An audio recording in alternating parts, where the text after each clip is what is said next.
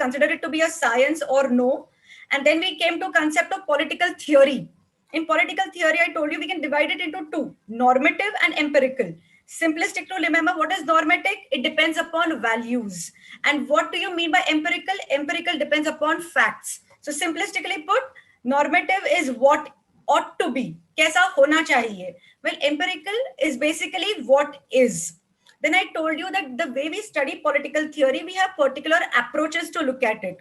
So last time I was teaching you traditional approaches. In traditional approaches, first I dealt with philosophical approach.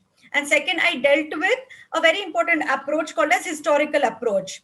Okay. Now I'm going to continue with the next approach, the legal approach. Okay. Now when it comes to legal approach, it makes an attempt to understand politics in terms of law, and focus is on legal and constitutional framework within which organs of the government function. It inquires into the legal position and power and procedure which makes their actions legally valid. Simplistically put, when you look at legal approach, you have underlined the words. It looks at everything in terms of law within legal and constitutional framework, and every action is decided whether it is legally valid or no.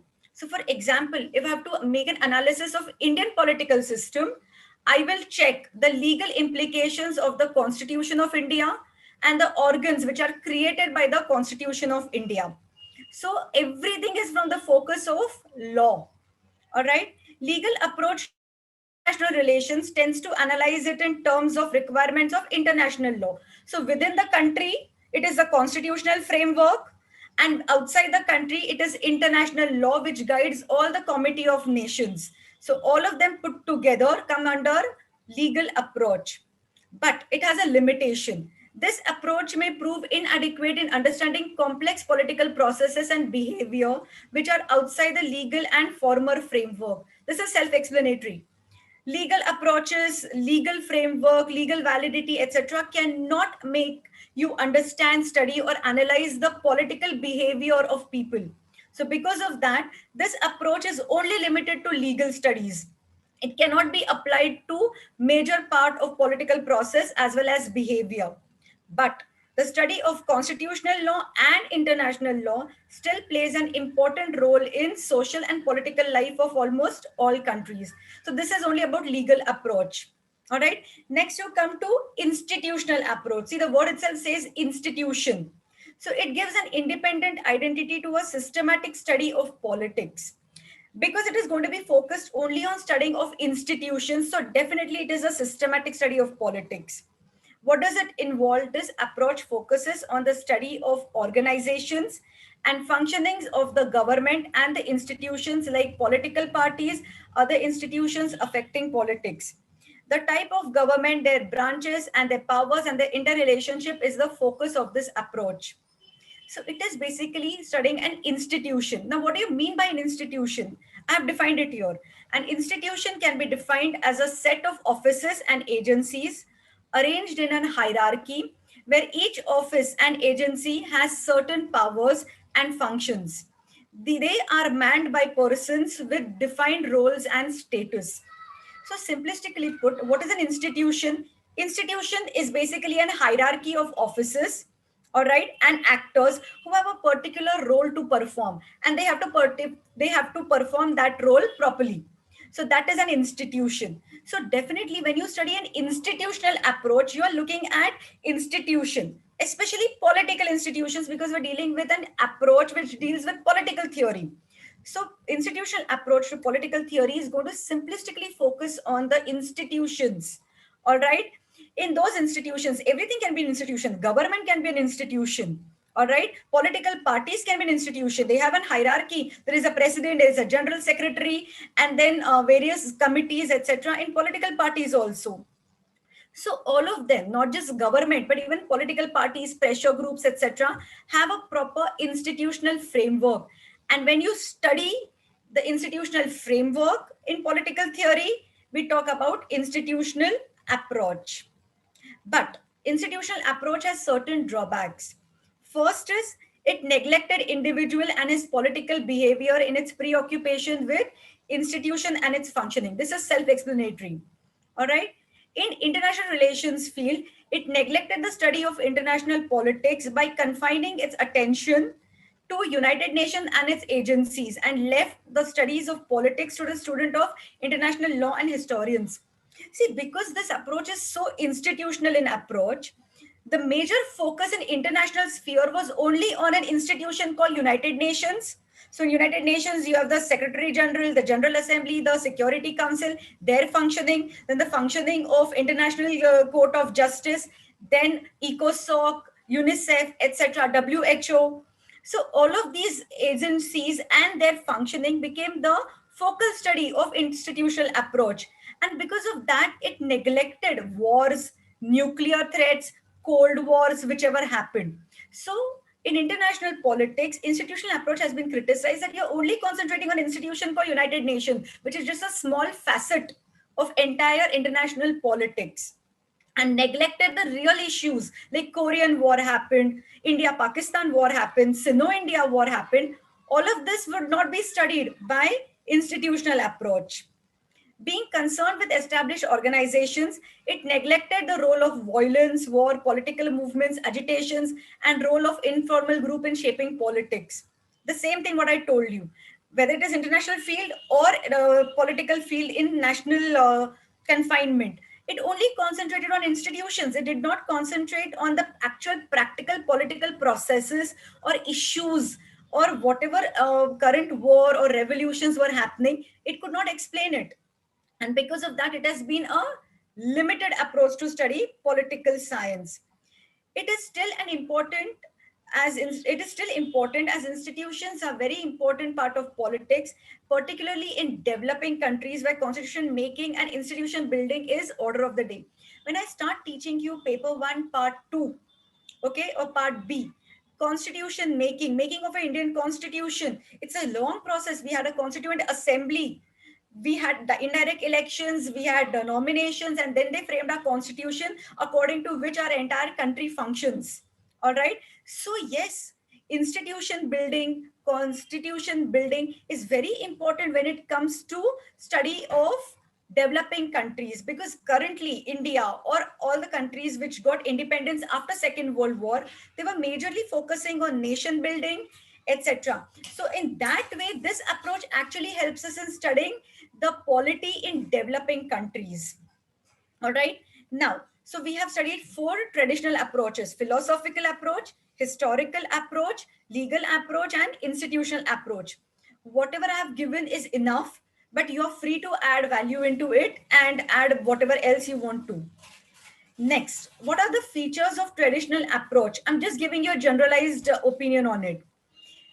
Traditional approaches studied political institutions of various states separately and were only content with comparisons. For example, Aristotle, he studied constitutions of 158 polities, but he was only contented with comparing it. He did not go beyond that scope to apply it. Next and very important point is a major problem of traditional approach, which is also its feature, is that it concentrated on the study of political institutions of Western countries and neglected developing and underdeveloped countries. But class, you have to understand, like I told you, traditional approaches we generally say are before Second World War. And major countries in Asia, Africa, Latin America became independent only after Second World War. So this can't be a feature because they were not there when this traditional approaches were in what you can say, they were popular at that point of time. Newly developed countries were not there, newly established countries were not there. So traditional approach only focused on the developed countries or the Western countries.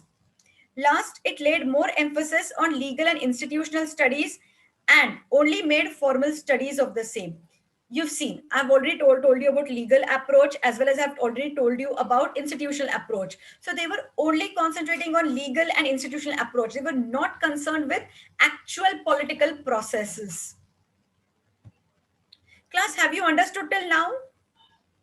Just show me a thumbs up if you have understood. Okay. Thanks, Kritika. Thanks, Aditi. Thanks, Janvi.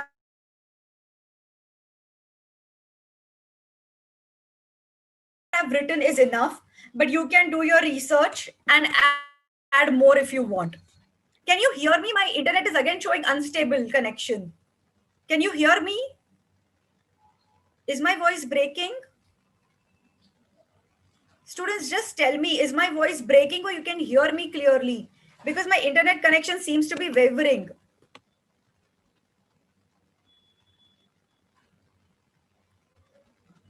Nidhi, thanks Nidhi. Then I'll continue because now I have to study, I have to teach you the modern or contemporary approaches. Okay, with this we end our traditional approaches. Now we are going to study the contemporary approaches.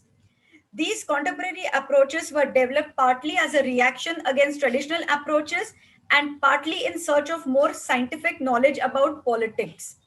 With steady development in field of natural sciences and gradual development and sophistication in social sciences, a new awakening took place in the political science after World War II.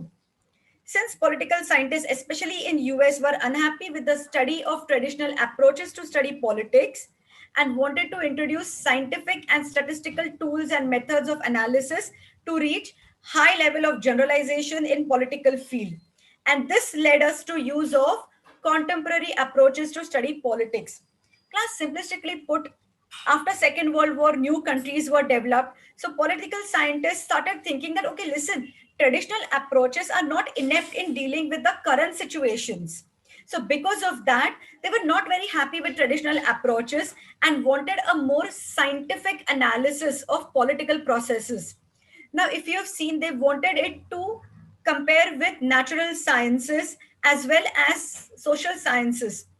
To just give you a simple example, if you go to a psychologist, all right, he'll give you a questionnaire, all right, and he'll ask you to mark, and on basis of that questionnaire and answers that you give, he'll analyze what your problem is, and then he'll tell you whether it is what is required, behavioral therapy is required or what is required. That all analysis is done on basis of scientific tool. What is a scientific tool?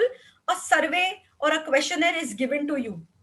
Earlier traditional approaches were studying history, they were studying institutions, they were studying legal institutions. So that was not possible. Scientific tools and its application to political science and traditional approaches was impossible. And that's the reason why contemporary approaches developed. And they wanted to focus on introducing scientific and statistical tools and methods of analysis so that higher generalizations could be formed in political field. In contemporary approaches, you have to concentrate first on your behavioral approach. See, the name itself says behavior. So, of course, it's going to concentrate on behavior of people like you and me in political process. Now, what is behavioral approach? Let's focus on it.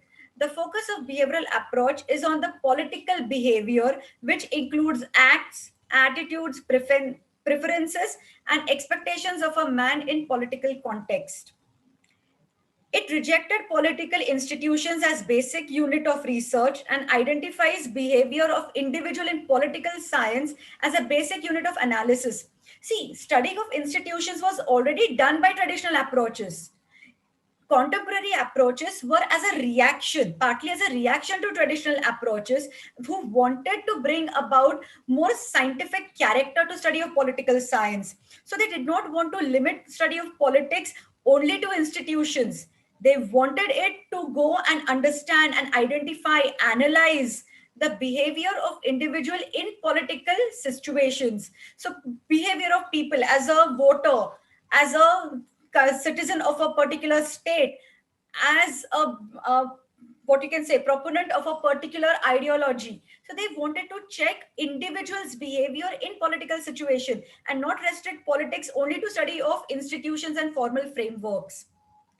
It laid emphasis on unity of political science with social sciences as they are behavioral sciences. Like I gave an example of sociology, or I give an example of psychology, that they have basically surveys, they have basically questionnaires on basis of which they will analyze what your problem is and then tell you what is to be done.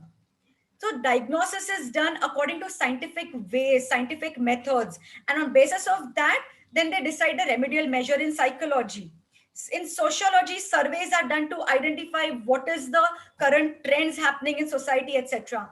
That everything was not possible in traditional approach in political science. So because of that came in contemporary approach, and focus became behavior. Okay, so behavioral approach advocated use and development of more precise techniques of observing to observe political behavior of people, classifying, classify the behavior of people, and measuring data for construction of a systematic theory of political science. So whatever you're observing, whatever you're classifying as a behavior of individual in a political setup, then you have to use that data, you have to use that research and form a proper systematic theory which will give you a generalized view of a particular political phenomena. So basically they wanted to give study of political science a more scientific character based on behavior of people in political processes. Now, what were these processes? So, according to David Easton, what were these systematic political, systematic structures or scientific methods that were supposed to be applied? According to David Easton, intellectual foundation of behavioralism consisted of the following 8 major tenets. First was regularity. It involves finding uniformities found in political behavior that can be expressed in theory like statements that can help in explanation or prediction of a political phenomena. This is self explanatory. You find uniformities in behavior, put them into a proper theory which can explain a political phenomena. The focus here has to be on uniformities. Same behavior seen amongst a group of people that can be put into a theory which will properly explain a political phenomena, or it can even predict a political phenomena. Next is verification. Verification as a tenant implies acceptance of knowledge that can be verified. It should be verifiable because we're talking about empirical concepts here. We're talking about facts. And because they are facts, they should be able to be verified. Next is techniques, which were the techniques that were supposed to be applied. It emphasized on adoption of appropriate tools of data collection for analyzing the data and for finally coming up with a theory explaining a political phenomenon. So first is regularities, second is it should be verifiable, third is techniques used for data collection and analysis. Quantification. Quantification means it is necessary because recording data and statement of finding requires proper measurement that can be expressed in terms of actual quantities to analyze the data. So measurement bhi karna hai, whatever data you have collected in order to make it into a theory, which can be verified. You have to have appropriate tools of data collections, and all of that should be able to be measured properly to come up and form a proper theory which will explain or predict a political phenomena. Then comes the concept of values. Values, again, can you see the dichotomy? Regularities, verification, techniques, quantification is all concentrating on facts. All right. So basically, definitely, values had to be separated from facts, as objective scientific inquiry has to be value free and neutral. So they're removing the normative concepts. No values, no moral reasoning, nothing. It has to be facts, facts which can be verified, on whom appropriate data collection can be done, and on basis of those data collected, you can analyze it and create a proper theory. So there is no scope for values. The data that is collected, the facts that are collected have to be absolutely value free and value neutral. Then comes the systemization. Of course, it has to be systematic. Okay, so they made a conscious effort to build a causal theory. Causal theory matlab cause and effect. Explain a cause and the effect of it. And on basis of logically interrelated structure of concepts and proposition, and establishing relationship between theory and research. So they were making it systematic so that whatever you have researched is properly reflected in your theory. Next is pure sciences. The next tenet is pure science. It was directed at forging a link between theoretical understanding of politics and its application to practical problem solving. Class, this is where issue of Karl Marx comes in. I told you, you study Marxism, Karl Marx comes up with a very amazing concept of classless society and establishment of communism. and how the entire history of all the societies is a history of class struggle, which is true. But again, if you look at it in theory, Marxism is excellent. But can you actually have a stateless and a classless society? Is it possible? No. So because of that, there has to be a link between theory and the practicality of it. And that is also required because that will be on the lines of pure sciences. Gravitational force theory is based on what you see in practice. I dropped my pen, it's going to land down because theory is gravitational force and I can see it in practicality also. So on the basis of pure sciences, they wanted to develop science, they develop political science in such a way that you can come up with proper theory which is on the grounds or on the basis of or on the yardstick of pure sciences. And last is integration.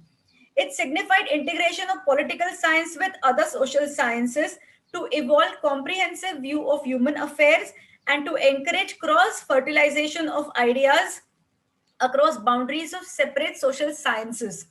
Class simplistically put, regularities, verification, technique, quantification is all scientific. All right. It is applying scientific data to it. Data to what? To study the behavior of people. All right. It has to be value neutral. So it has to be systematized. It has to be a proper systemized theory and on the grounds of pure sciences so that the theory and practicality aspect of the theory is checked. But then again comes the issue of integration. Because look, we are not talking about natural law here. We're not talking about planets. We're not talking about certain objects. We're talking about people. And people are basis of study for all the social sciences. History studies the history of people, the evolution. Sociology studies the society. Psychology studies your mind of human beings. Political behavior studies the behavior of people in political situations. So the focus was behavior. The word term is behavioralism. So focus was on behavior of the people, behavior of political elements in a political system. So yes, natural sciences was important, but understanding and integrating political science with other social sciences like psychology, etc., was also considered to be important in behavioral approach. So simplistically put, what is behavioral approach? Focus on contemporary issues. So what is a contemporary issue? Behavior of people in a political setup with use of scientific terms as well as trying to make an interrelationship and integrity and bringing integrity between pure sciences and other social sciences with respect to political science. So does in terms interest in orderly data collection, analysis, and its presentation. Exactly what I've taught you till now. All right, we'll go to the next one.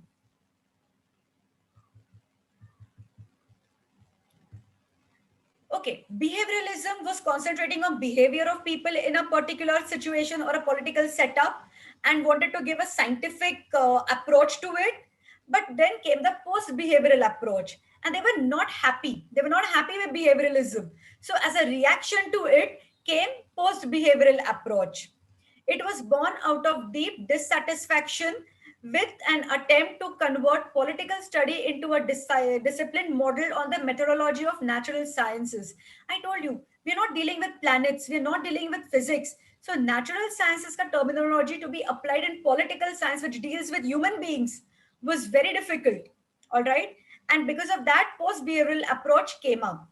The study of man in society and political context is far more complex than study of objects in natural sciences, what I already told you.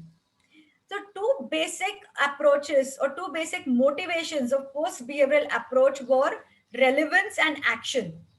So what is relevance? Relevance stands for orientation towards reality of politics, and just concentrating on mere methods wasn't enough.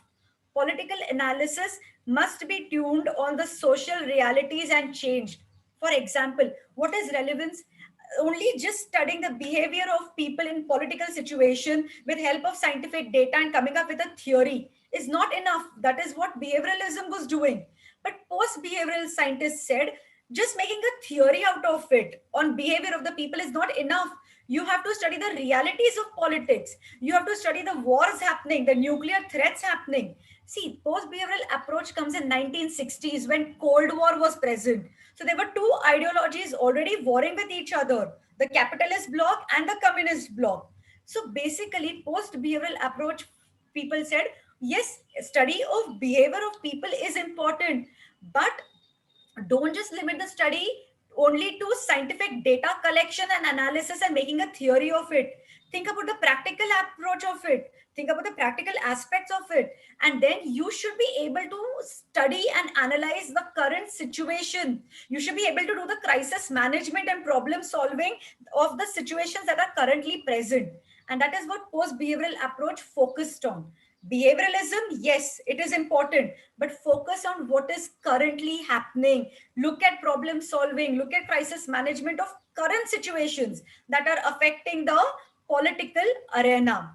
Thus, the essence of post-behavioralism lies in the challenge to abstract theorizing done by the behavioralists that led to the exclusion of study of relevant problems which have recently appeared in shape of crisis, conflicts like population explosion, environmental pollution, nuclear warfare, etc. All right. Okay, class, have you understood behavioral approach? Have you understood post-behavioral approach? Just show me a thumbs up so that then I can continue. Thanks, Aditi. Karan, okay. Thanks, Aditi, Gaikwad, Kritika. I'll continue then. Class, now I want you to pay attention because now we are coming into systems. All right. So now you have to pay more rapt attention because it's going to be a lot of theory that you have to learn. All right. I have tried to incorporate as much as possible in slides, but because of this online method, I cannot incorporate everything. So I'm just giving you a basic framework. Value addition, you have to do it yourself through your research and the reference book that I've given you. Okay, we'll now continue. Okay, so class, in the contemporary approaches, I've already taught you behavioral approach and I've taught you post-behavioral approach. Now we are coming to very important concept called as structural functional approach. All right. It owes its elaboration to Gabriel Almond and his associates. You have to remember Gabriel Almond when it comes to structural functional approach. It is based on the concept of a political system. Gabriel Almond and Coleman identified four characteristics of a political system. Just listen to this. All political systems have a political structure. Similar functions are performed in all political systems with different frequencies and by different kinds of structures. All political structures are multifunctional. All political systems have a mixture of modern and traditional. Simplistically put, all political structures have a political structures. Okay, all political systems have a political structure. And in that structure, everybody has different functions. I'll give you a simple example. Indian Parliament is your legislature. In legislature sits your executive, your government. So Narendra Modi sits in your Lok Sabha and he is answerable to your Lok Sabha. All right. So it's a political structure that is your parliament. In parliament, there's a political structure called as legislature, parliament, Lok Sabha, Rajya Sabha, and your president. Then comes your executive. Executive is your government, who is headed by your prime minister. Your prime minister Narendra Modi sits in your parliament, in your Lok Sabha, and answers questions. So can you see? All political systems have a political structure, similar functions, but on different frequencies and different kinds of structures. This is India, wherein your government sits in your parliament and answers the parliament. Parliament is who? The people who are our representatives. Come to US structure. US is separation of power. President and the Congress are completely separated from each other. So president is the executive, Congress is the legislature, but president is not directly sitting in the Congress. No, the US president performs independently of the Congress. So can you see that yes, all political systems have a political structure, but all political systems can have different frequencies and different kind of structures. In India, prime minister sits in the Lok Sabha, is answerable to it. In US, simplistically put, president of US and Congress, House of Representatives and Senate are separate. Okay, President does not go and sit in the House of Representatives, neither in the Senate. All right, that is a concept called as separation of power. So every political system can have different kinds of structures. All political structures are multifunctional, and there is a mixture of modern and tradition. They are multifunctional. There is a cabinet, there is a council of ministers, there's a legislature, there's an executive, there's a judiciary. Everybody performing different kind of functions. Certain and certain times it can be a mixture of modern and traditional. Because of Indian past, of colonial past, we have parliamentary system, which we said let it be Government of India Act plus British government had already established a system. Let's continue with it. So it became traditional. So we are continuing with the traditional Westminster model of UK. But what is modern concepts? We are making amendments to the constitution to make it suitable for the current situation. So all political systems are a mixture of modern as well as traditional. Let's move to the next part. Okay. Now, because it is structural functional approach, there are certain functions which are performed by certain structures. When I explain to you, I'll tell you which function is performed by which structure. All political systems have two sets of basic functions. The input function, see, because it is a structural functional approach, there is a particular political system. Okay, political system can be a group of actors working together, all right, which come in close contact with each other. So there are certain input functions and certain output functions. Now, what are the input functions? Input functions under structural functional approach can be called as functions. Can you see the word function that I've written here? They are certain functions which are performed by particular structure, and that's why this approach is called as structural functional approach. So what are the functions? The first function is political socialization and recruitment. Who does this? What is political socialization? It is nothing but passing of your political ideas, political beliefs, political values from one generation to another. Who does this? Your society does it. Your family does it. Your school does it. All right. In school, you used to study civics. All right. We had a subject called civics that we studied. What was that? That was a method of basically political socialization to make you aware about the political processes present in your state in the sense country. All right, and it is also a function of political recruitment. Now you're students, then you grow up, you become graduates, and you decide, no, I want to enter political process. At age of 18 you can vote. So you can either through recruitment enter a political party and become a functionary of a political party, or you can basically uh, take a major important role in the decision making of a particular political party. So political party ka recruitment also can happen. Okay, so political socialization is passing of values from one generation to another, from one era to another. And because of that, if you enter political processes, that is called as recruitment. Now political socialization and recruitment is a function. Because it's a function, it has to have a structure. Who does it? The structure is nothing but your family, your society, your school, your peers, everybody. They are the structures who actually perform the function of political socialization and political recruitment. Then next is interest articulation. Diverse interest को एक साथ लेके articulate करना है. This is a function. Who performs it? The structure who performs the function of interest articulation is your interest group or pressure groups. Last lecture I told you pressure groups in US are very powerful. There's only two political parties. So interest articulation is basically a function which is done by a structure called as pressure groups or interest groups. The next function is interest aggregation. The interest aggregation is always done by political parties. Class, please remember, interest articulation, taking interest and articulating them is done by your interest groups or pressure groups. Interest aggregation, all right, because see, political parties deal with lot many people. Okay, it deals with a large variety of people. So they have to take into consideration everybody's interest, everybody's values, everybody's point of view, and then put them together and consolidate and then aggregate it and make a policy. So interest aggregation is definitely done by a political party. So what is the function? Function is interest aggregation. And what is basically the structure? The structure of interest, a function of interest aggregation is political party.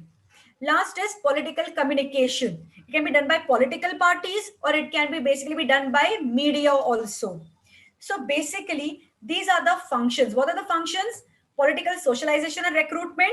The structure is your school, your peers, your family, etc.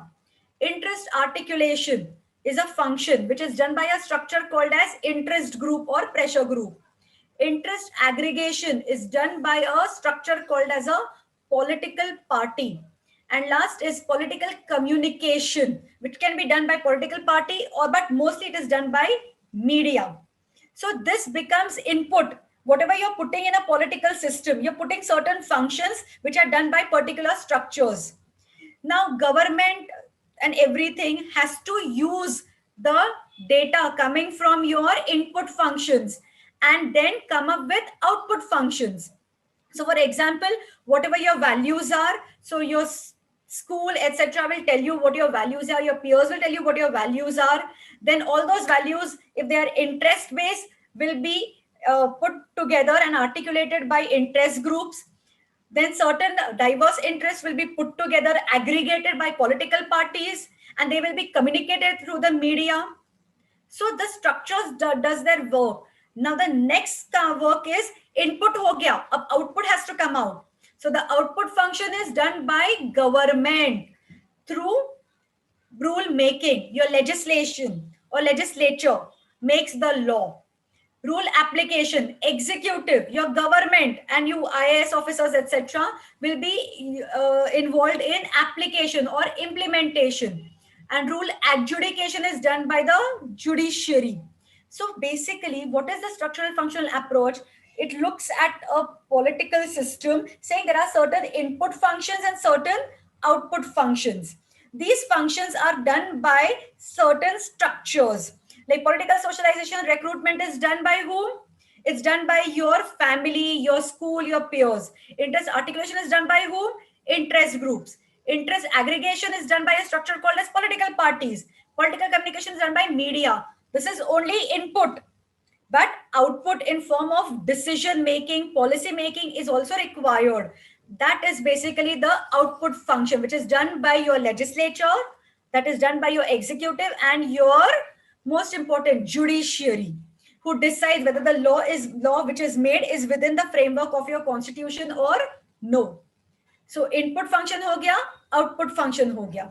Structure and function. There are functions and there are structures. The functions are related to certain structures and they are the ones responsible for input as well as output, simplistically put. All right. So this structural functional approach is very helpful in understanding comparative political analysis. Next is system analysis approach. This was given by David Easton. It again has the same concept of input and output. I'll just read through, then I'll explain. Okay. David Easton is considered as a pioneer of systems analysis.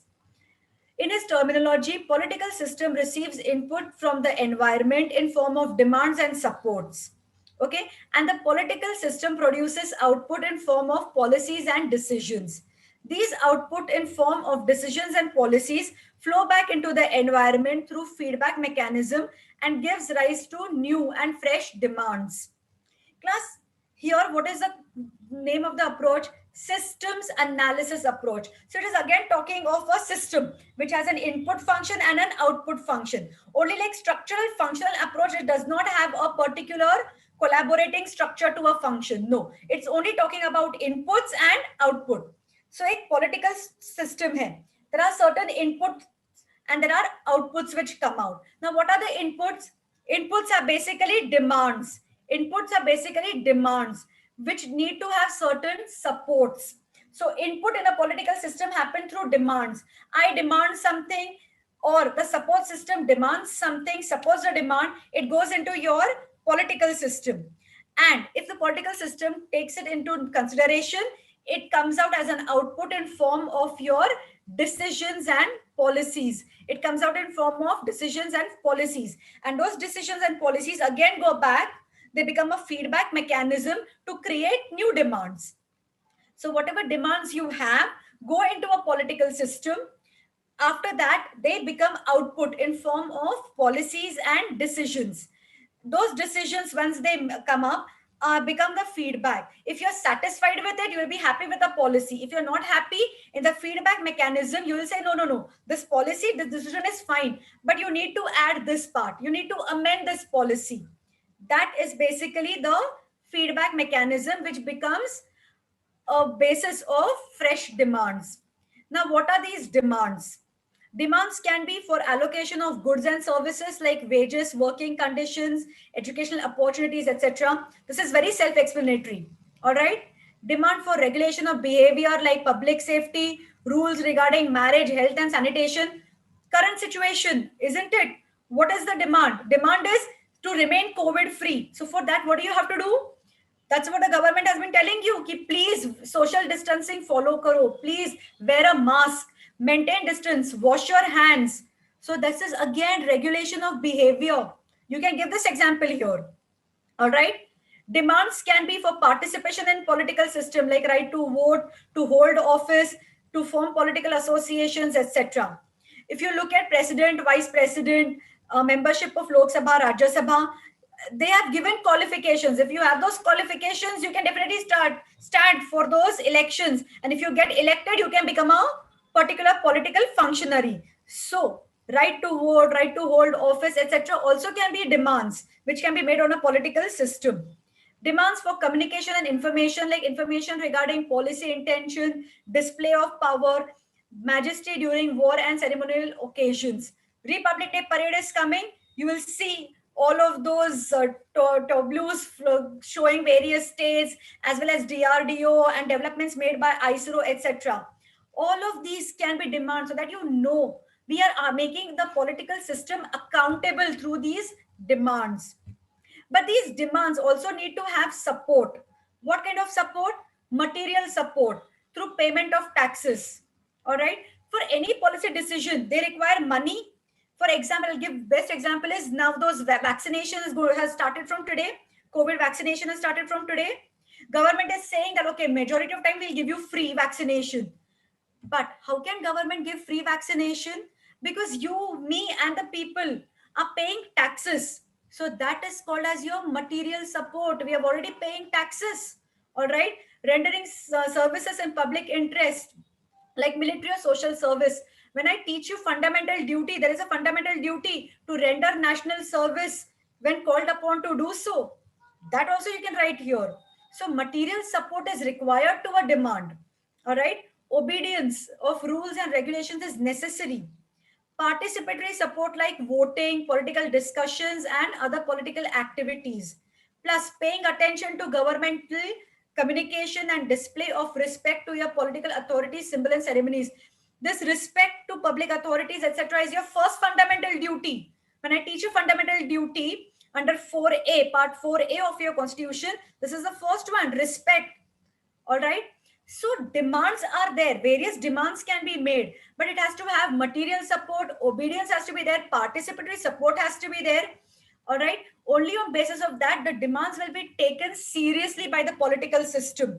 And then once those demands are taken into consideration, what happens? Outputs happen. Okay. Output. Now, what will be the output? Output can be in form of extractions, that can be in form of taxes or personal services.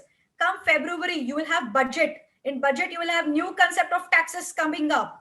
See, your policy making. See, your output is your taxes, your budget, etc. So the output can be in form of a policy for imposition of taxes also. It can be for regulation of behavior covering wide range of human activities. All right. So this is again your social distancing, etc. comes here.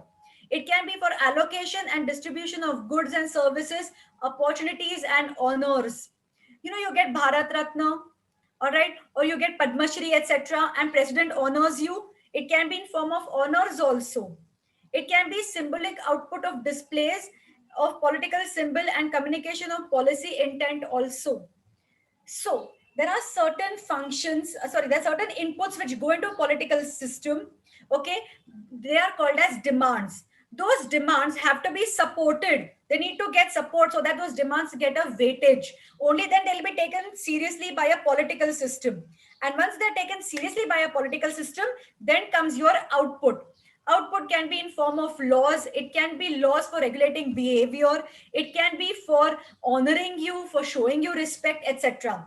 So that output depends upon the demands made and depends upon the political system who's coming up with the outputs in forms of decisions and policy. Again, the feedback, decision and policy become a feedback channel which helps the political system in approaching their goals. In approaching their goals. But there are certain limitations. There are certain limitations. If there are too many demands, then the stress will rise and channels will be overloaded. And because of this, certain circumstances, political parties, pressure groups will act as gatekeepers and only allow legitimate demands to enter political system. The cultural mechanism will also ensure that proper demands which enjoy social approval are entering the political system so that decision making is easier. All right.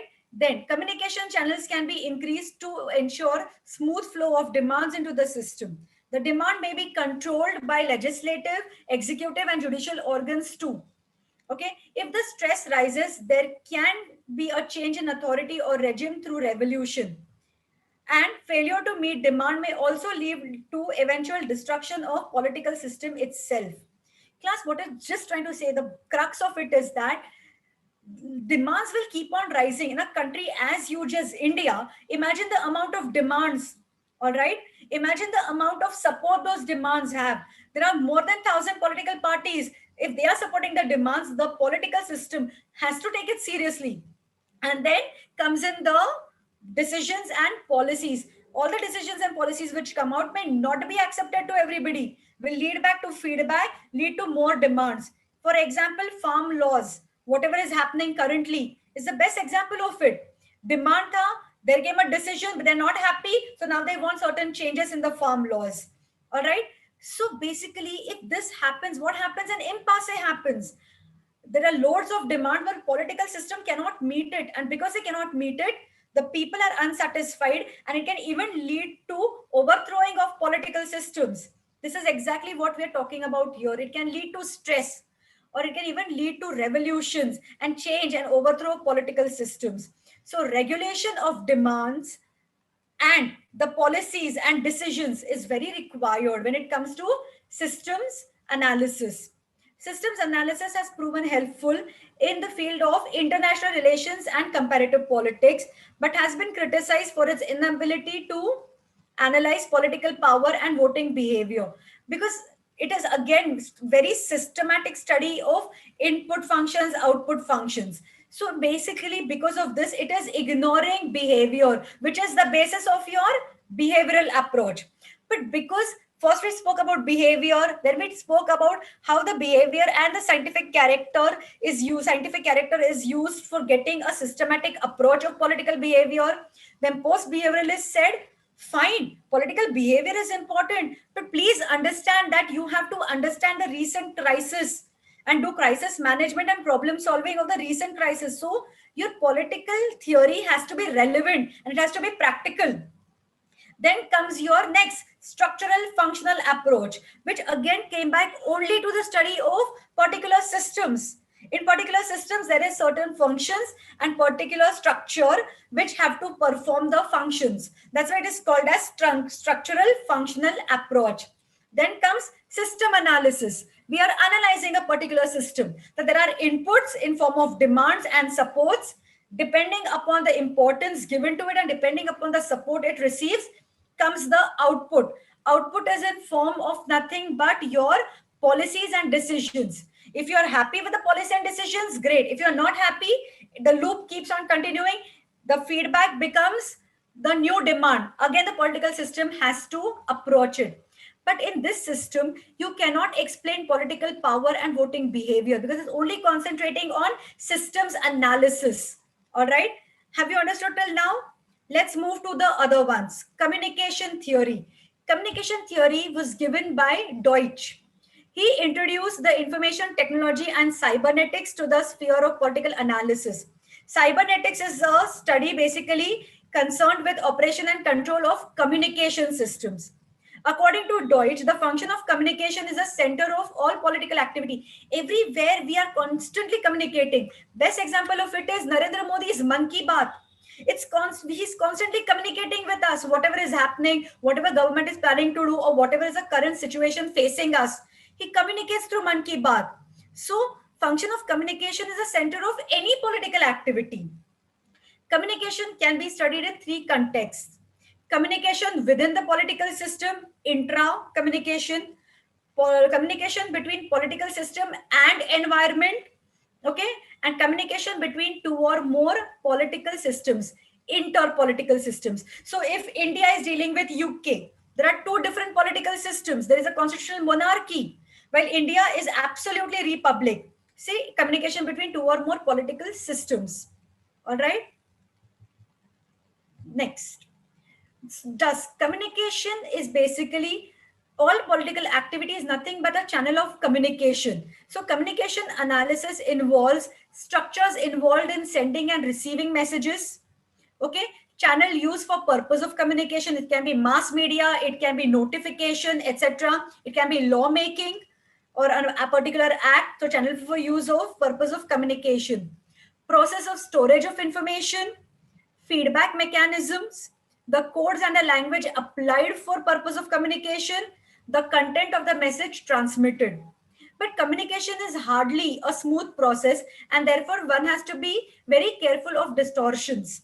What I say and what you understand, this is also a communication process that is happening between me and you. I am teaching you something and you are trying to understand it, but what I am trying to say and what you understand, in between there is this blank phase of distortion that can happen. What I am explaining and what you understand can be different, and that's the reason why I'm trying to reduce the distortions. That's why there is a PPT, so that you understand what exactly I am saying, because it is written.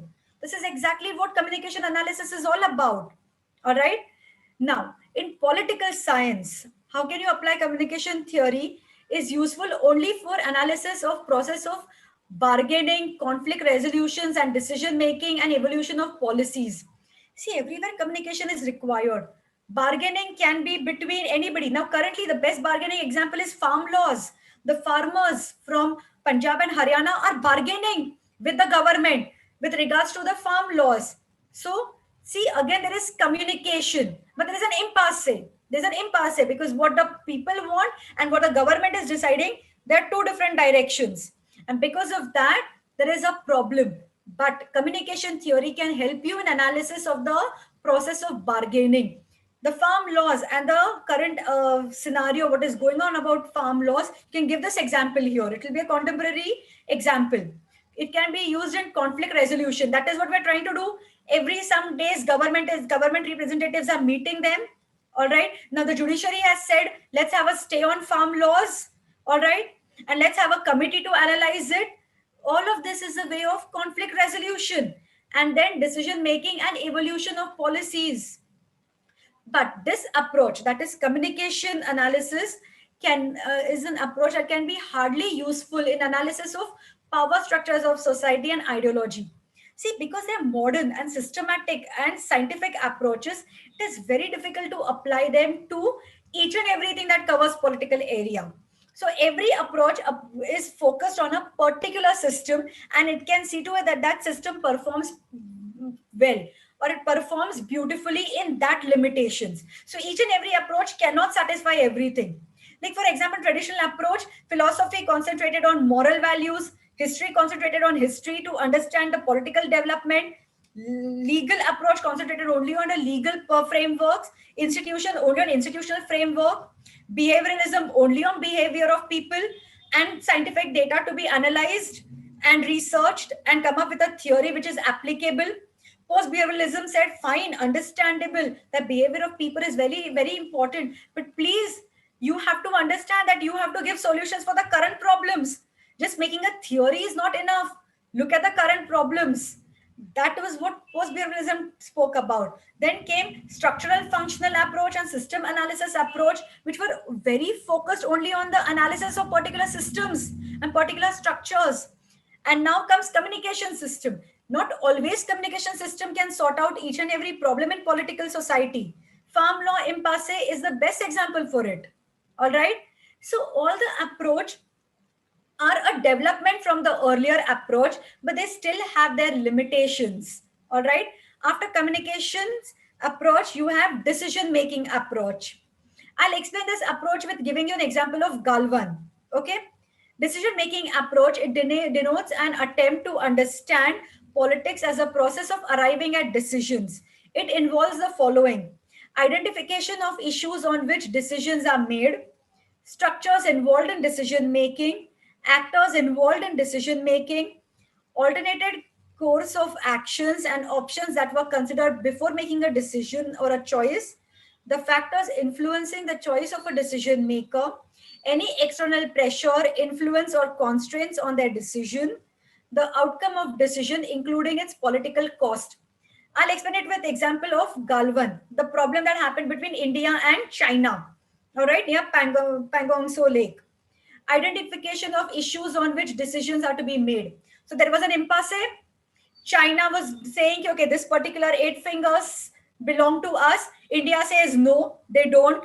So there is a difference happening. So you're identifying an issue saying, okay, listen, there is a territorial conflict. There is a territorial conflict on which a decision has to be made. Next is, what are the structures involved in decision making? In India, who are the decision makers? Cabinet Committee on Security, your Prime Minister, your National Security Advisor, along with that, your Chief of Defense Staff, your three armed forces, whoever will be involved, plus Ministry of External Affairs, plus Ministry of Defense, plus internal matter hai, to Ministry of Home Affairs is the most important. So can you see identification of issue ho gaya, structures involved ho gaya, all of these will be involved in making a decision. So the decision was whatever. Then comes to the actors involved in decision making, the same ones: the Prime Minister, the National Security Advisor, the Chief of Defense Staff, the armed forces are all the actors which are involved in the decision making. Then they decide, they debate amongst themselves what are the alternate courses of actions and options that can be considered before making a choice. So they must have considered 10 other options. All right. And then they came to a particular decision. All right. Then on basis of factors influencing the choice of decision makers, they had to think about a lot of things. Either the issue would be diplomatically deal with them, economically cut relations with China and see to it that they face problems. Third was basically that we go for a war. So all options were considered. Then they must have come up with factors influencing the choice of the decision makers. So first issue was they thought, okay, listen, there's a pandemic going on. All right. Already there was a lockdown that happened. It has affected our economy. Because it has affected our economy, war as an option currently is a very bad choice. So they removed war. Then came to last two options. What are last two options? First was diplomatic channels. They told the army that, listen, army, please have meetings with those people from PLA, okay, People's Liberation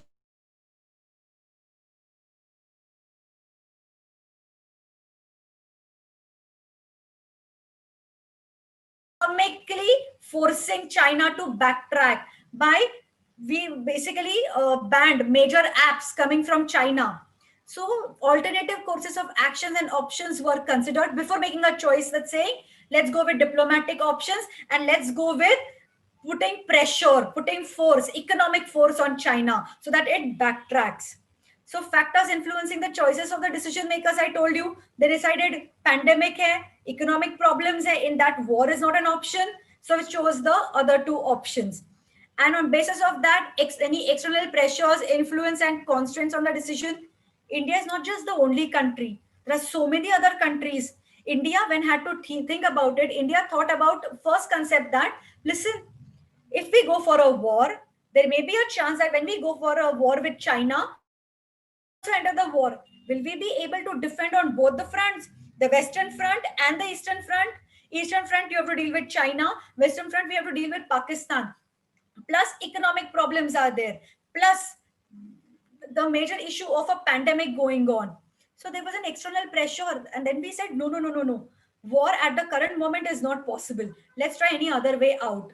So, plus there is international law, wherein when in your comes the United Nations, or even your Article 51, Indian Constitution, Directive Principles of State Policy, Article 51 itself says that promotion of international peace and security. Try to promote peace and security more than going for a war.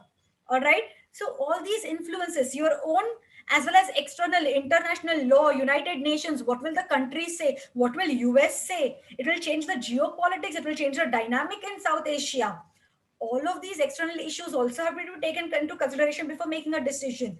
And finally, the most important, what will be the outcome of the decision, including the political cost. I told you, India decided war is not an option. I cannot deal with two pronged war from Pakistan side as well as from China.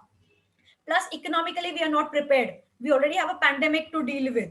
So, in that cases, they came up with a decision saying diplomatic pressure apply karo, economic pressure apply karo, try to sort out this issue. So, this is how decision making approach functions. Okay, this approach, of course, can be applied to local, regional, national, as well as international politics. Whatever I told you, you can give an example of this current crisis, the government crisis between India and China. Okay, class, now I'm done with your approaches. Okay, we are done with it. If you have any questions, you can put them in the chat box.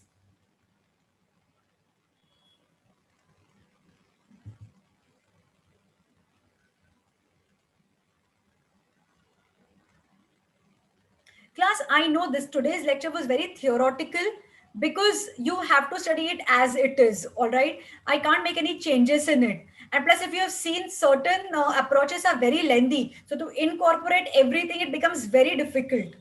All right, so because of that, I have just given you the basic structure. I'm again telling you the same thing. I've just put up the basic structure. You have to add value to it. You can give your own examples also. All right, you can add something, because I cannot put everything because we have a limitation of time period. Plus, I cannot put everything in the PPT. All right, so because of that, I've only put only the most important concepts in it. Once you understand the concepts, once you start reading, if you find something more important, please feel free to add it. All right, because you have to make an answer out of it. All right, so value addition has to be done by you. Only focusing on whatever I have written is not necessary. You can add value to it. Aditya, I'll share the PPT with all of you as soon as possible. I have a question for all of you. Last week, I had given you homework. I had told you to read chapter number 1 from OP Goba and chapter number 4, approaches from OP Goba. How many of you have read it? I'm not going to scold you.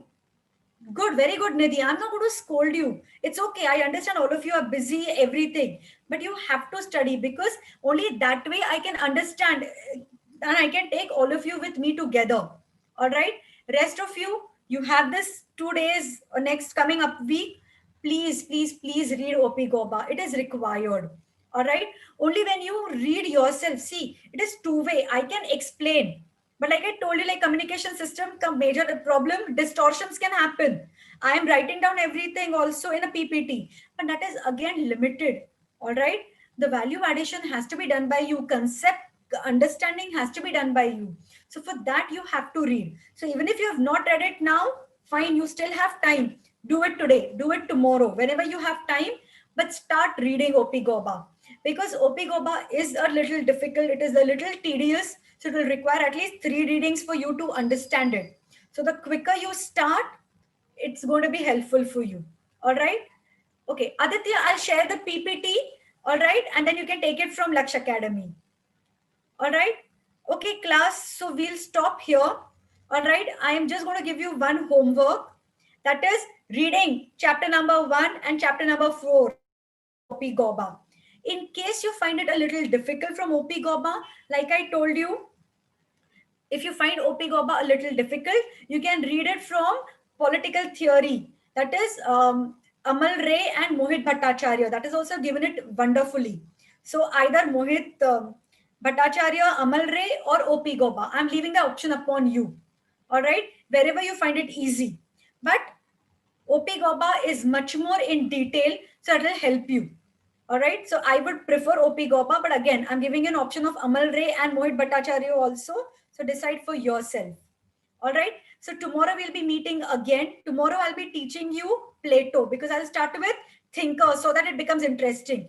Because current whatever theory approaches is very theoretical. I have to start developing your interest in political science. Okay, today was very technical.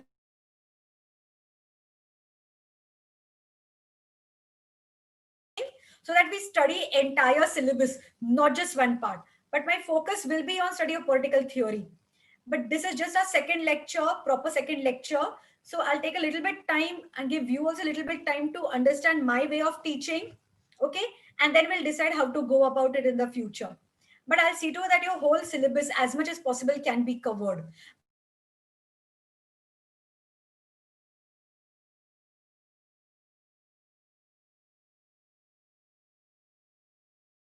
OP Goba, read approaches from OP Goba or from Amal Ray or Mohit Bhattacharya. All right, I'll stop here. Anybody has any questions? I think all of you must be tired.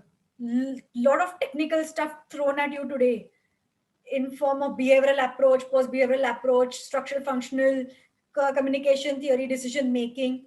So I'll stop here. We'll meet tomorrow. If you have any questions, you can ask me tomorrow also. All right. So I'm stopping here.